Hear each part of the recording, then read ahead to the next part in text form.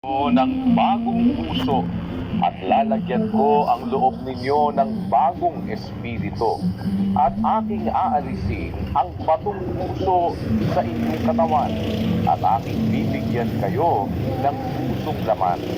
7. At aking ilalagay ang aking espiritu sa loob ninyo at palalakarin ko kayo ng ayon sa aking mga palatuntunan at inyong iingatan ang aking mga kahatulan at isasagawa. At kayo'y magsisitahan sa lupain na ibinigay ko sa inyong mga magulang at kayo'y magiging aking bayan at ako'y magiging inyong Diyos. Aba, yung palang bayan ng Diyos sa Biblia, yung iglesyang sa Diyos, ba hindi po pala puro mabubuting tao yan? Gagawin niyang bayan ng Diyos, yung may masasamang puso. Sabi ng Diyos, bibigyan ko kayo ng bagong puso. Posible pala yun, mga kapatid. O, tinan ninyo ang salita ng Diyos sa Biblia. Talagang garantisado, walang pantos. Totoo ito eh. Bakit totoo ito? Kung pag-uusap natin sa siyensya, sa medisina, mamamatay na lang yung tao eh, sira ang puso eh. Nauso yung transplant. Pinalitan ng puso, nabuhay pa. Eto, pabasa ko sa inyo. Pakibasa mo, kapatid na Daniel. Ito po ay mga tao na na wala ng pag-asang mabuhay. Dahil sa siyensya, nabuhay pa sila eh. Eto po. Guinness World Record longest surviving heart transplant patient, John McCafferty, who has lived 31 years and 5 days since his transplant on 20 October 1982 in Harefield, Middlesex, UK, as verified on 25 October 2013. Ted Nowakowski, who has lived for 34 years since his transplant on 25 April 1983. The record was verified on 25 April 2017. Ninyo mga kapatid, yan mamamatay na eh. Isa nabuhay pa ng 31 taon. Yung isa nabuhay pa ng 34 na taon dahil napalitan ng puso. Yan ay posible na ngayon sa siyensya. Ang Diyos, makapangyarihan sa lahat eh. At ang kanyang ipapalit na puso, hindi pusong literal. Hindi material na puso. Sabi niya, bibigyan ko kayo ng bagong puso. Lalagyan ko ang loob ninyo ng bagong espiritu. Possibility sa Diyos. Kung sa siyensya, kakapaglagay na sila ng bagong puso, sa espiritu, pwede tayong lagyan ng Diyos ng bagong puso. Huwag kayong mag-alala kung ang puso nyo maraming bisyo, maraming mga ambisyon, ang puso nyo bato, ang puso nyo madawag, ang puso nyo ay pusong tabing daan, may pag-asa naman pala tayo eh. Pwede tayong i-renovate ng Diyos. Baguhin ang ating puso, baguhin ang ating espiritu at pag-iisip. Tama po yan eh. Ako po kasi, halimbawa ko, sarili ko eh. Nung ako po ay nag-aaral sa high school, ako po ay scholar, mga kapatid. Hindi naman pagyayabang scholar ako. Ano po ako eh, sa klase, maayos po ang aking kasaysayan. Mula grade 2 hanggang high school, hanggang 4th year, scholar po ako. Kaya naisip ko yung yung La Verdad na pag-aral ng libre. Kasi po ako, nag-aral libre, hindi ako nagbabayad ng matrikula, hindi ako nagbabayad ng tuition fee. Yung mga kaskwela ko, buwan-buwan, nagbabayad eh. Ako hindi. Kasi po, scholar ako, mga kapatid. Mula elementary hanggang high school. Ngayon, Ang akin po noon, ang ambisyon ko, maging siyentipiko, maging doktor. Sabi naman ng teacher ko sa high school, mas maganda mag-abogado ka. Sabi naman ng isa, mag-scientist ka. Sabi naman ng isa, mag-chemist ka.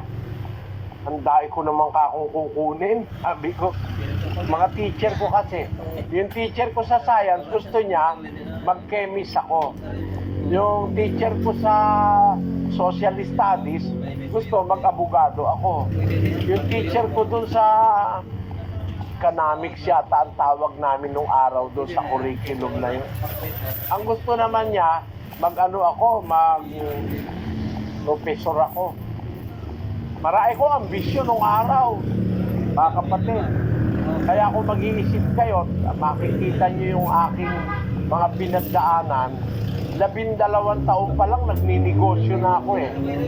Sa edad na 16, may restaurant na po ako eh. Nakapagtayo na ako ng restaurant.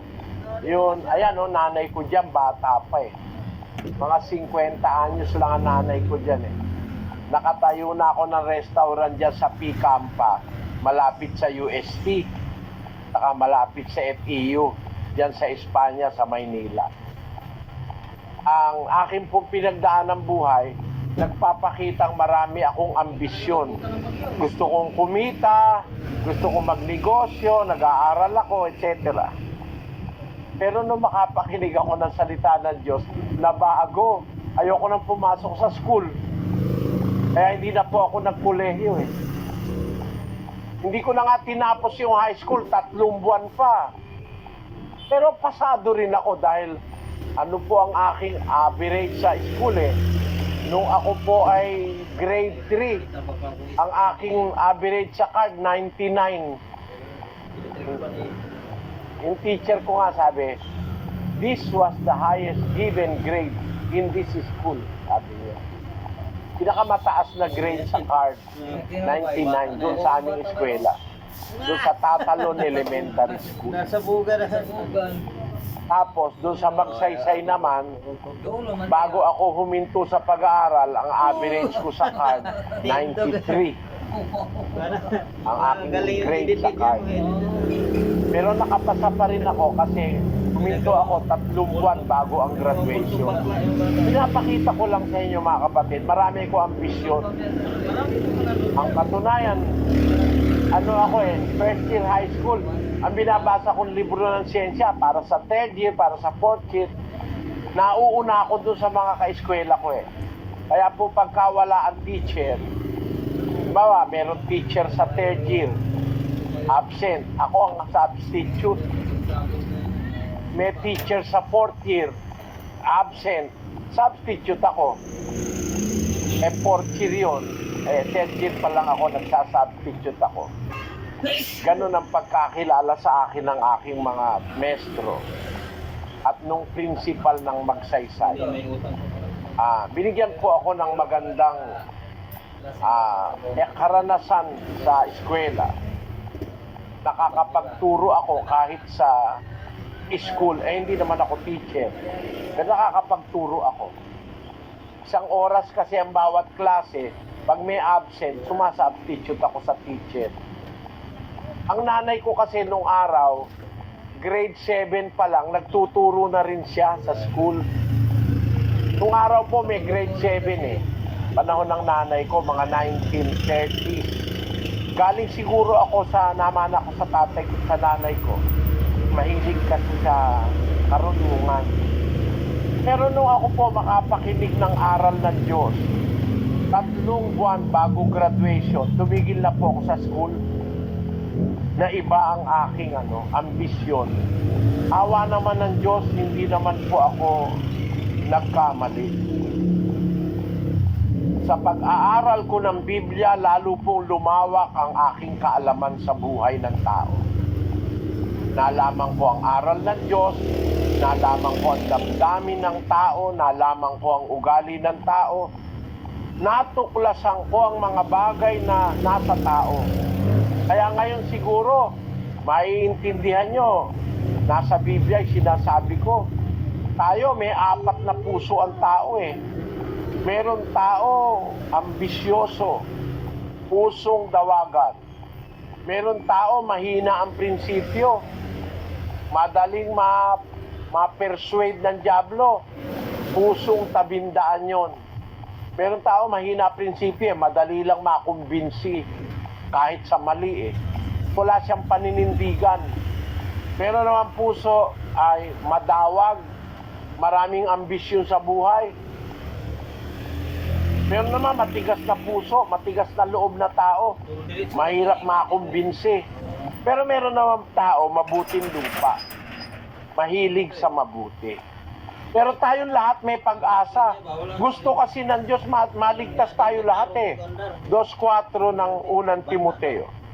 Na siyang may ibig na ang lahat ng mga tao'y mangaligtas at mga kaalam ng katotohanan. Diyos gusto niya lahat tayo maligtas eh. Kaya pwede siyang gumawa ng ng repair.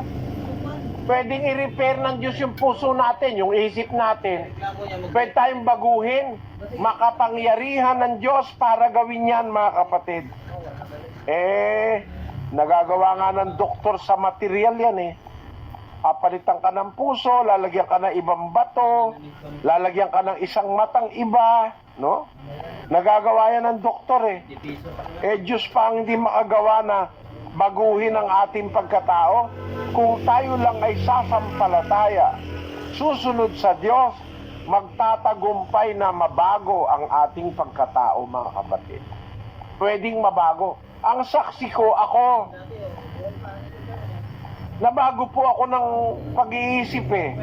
Dati ang hilig ko, yung maging tanyag, makilala sa lipunan, maging abogado, maging mataas na tao.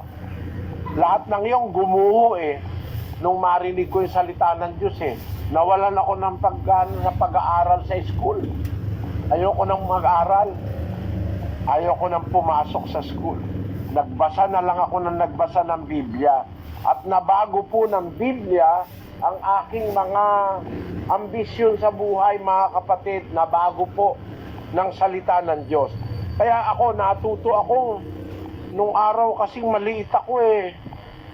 Pagka may pera ako, yung bigay ni papang ko na pera, ang gagawin ko po ron, ididikit ko dun sa aking kwarto. Di ko ginagastos. Alagay ko sa baon, may baon akong maliit, dinidikitan ko yun ng mga bagong-bagong pera.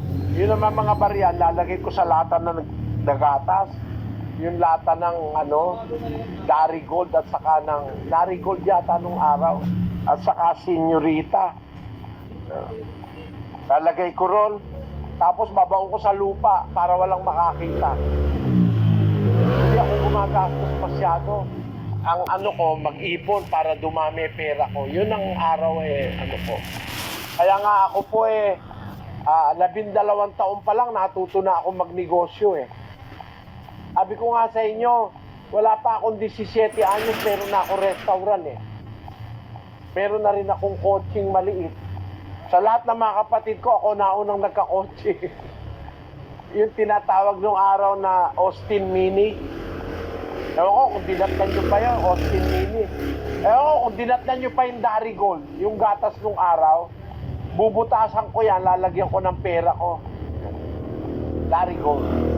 Nung araw po yun, nang ako'y wala pang aral ng Diyos na alam. Pero nabago po ang isip ko, natuto ako ng mas magandang bagay sa buhay. Yung matutunan ko ang salita ng Diyos. Kaya isinasaksi ko yung sarili ko, mga kapatid. Nag-umpisa ako ng maraming ambisyon sa buhay. Bata pa lang, napakita ko na meron akong ambisyon. Nagtayo na ako ng negosyo. Pero hindi pala yun ang aking linya. Nabago ang aking kalooban, nabago yung aspiration ko sa buhay. Nawala yung isip ko dun sa maging makatapos, kung ano man, nawala po ron. Kung gusto ko namang makatapos, pwede naman, libre kasi ako eh. Libre ako sa school, miski sa kolehiyo po, libre rin ako. meron po akong offer noon sa MLQ, Manuel Luis Quezon University, dito sa May Quiapo.